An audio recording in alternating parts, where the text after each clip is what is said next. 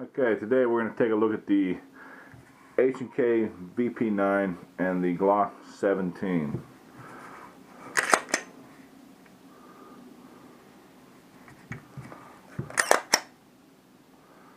Now, they are both very similar yet different. The H&K is newer to the market, has a 15 round magazine, where the Glock 17 has a 17 round magazine. Both double stack. They are both 9mm. The Glock has been around for years. The H&K, although they've been around for years and actually started the striker fire, this is their newest creation to come to the striker fire market.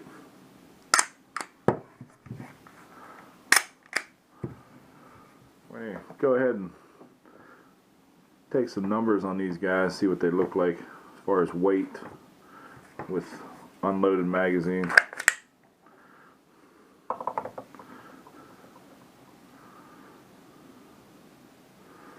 The Glock, or the H&K, is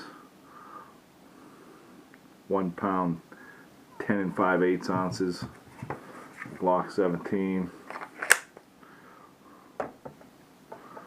1 pound 8 ounces 3/4. So they're both comparable in weight, size. You can see that they both equally long. The H&K doesn't have the angled grip like the Glock. I know a lot of people complain about the Glock's angle. This is the H&K is more like a 1911 style, and has a deeper well for your web of your hand to get in there, where the Glock doesn't. It sits out further.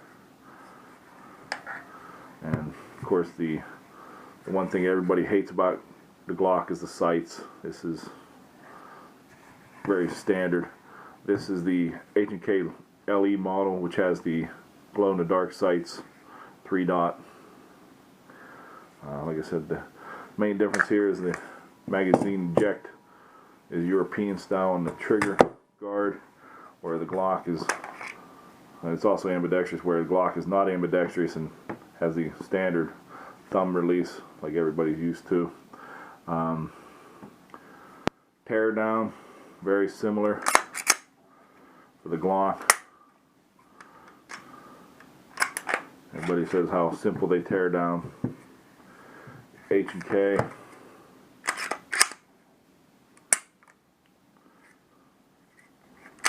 you have to lock it back.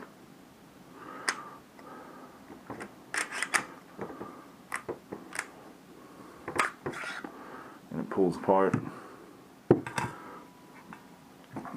The internals, H&K has the beefy rails, and then has smaller points in the back. Glock has smaller rails up front and contact points in the back. And assembly,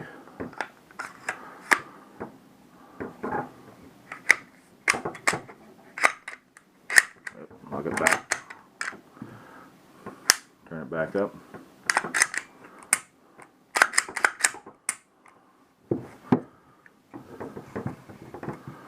Glock,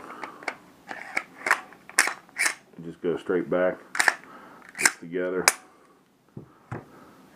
Now the H&K has the 3 Picatinny rails here, or 4 Picatinny rails, and it also has the serrations on the front of the slide to cock it, and on the back, and it has these tabs,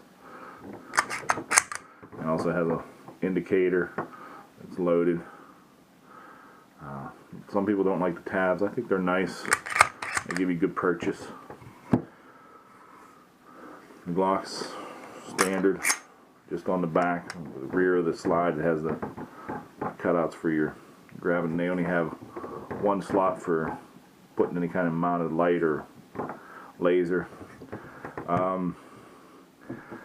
I know some people don't like the Glocks. I like the Glocks. The H&K is also a favorite of mine.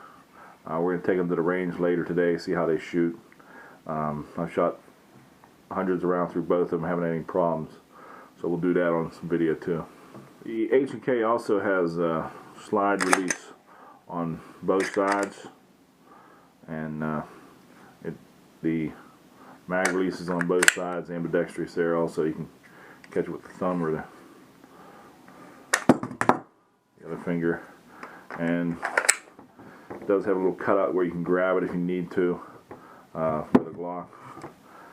You can still grab it, but it's not ambidextrous. And they both eject the magazine pretty well, so I haven't had any problems with that. Like I said, they both function pretty well, so no problems there. Today we're also going to shoot the VP-9, the H&K, and the Glock 17, both in 9mm. And we're going to shoot the Winchester white box and some Russian brown box. Start with the H&K VP-9, and we're going to go with the Russian ammo.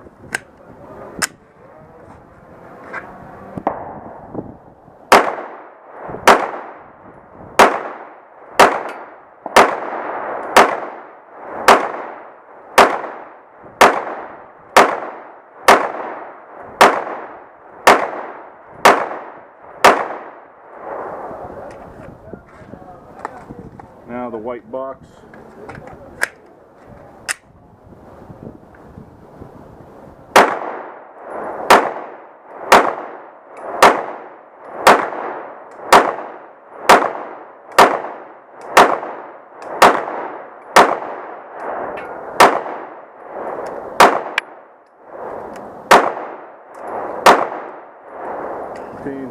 It does have some modifications. Got the mag well on it. Has the extended mag release, slide release, and takedowns. And it does have the competition spring kit in it. I'm going to start with the Russian ammo.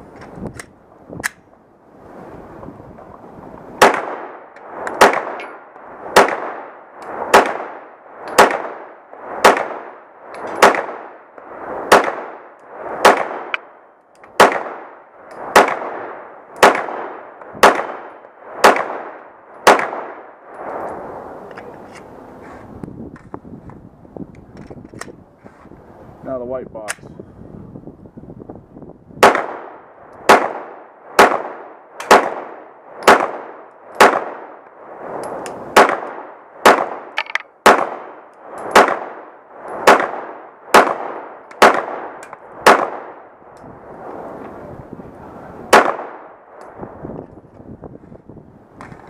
The H&K target. Too bad, got a good group.